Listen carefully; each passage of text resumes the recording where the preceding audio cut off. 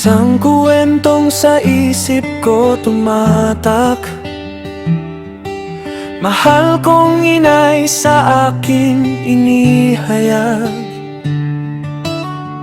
Bakit kaya inggit sa akin ang lahat? Paninda ko ubos kahit isang tambak. Ako'y inaaway at pinapalipat. Di umiimik at umaalis agad. Kung minsan nilagang mais ko ay salat, maraming suki pa rin ang naghahanap.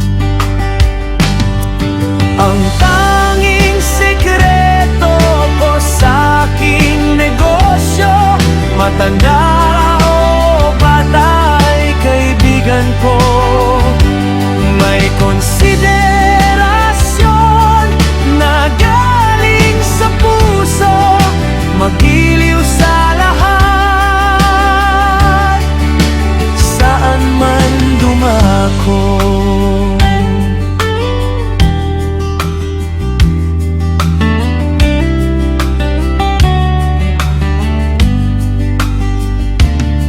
Isang araw, tinderang kasamang masungit,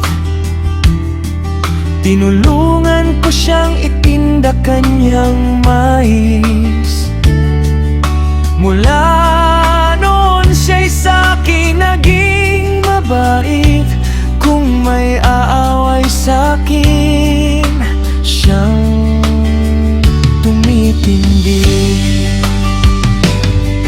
Ang tanging sekreto ko sa aking negosyo, matanda o bata ay kaibigan ko.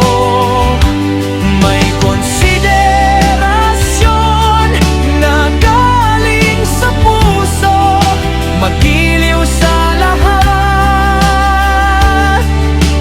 saan man dumako.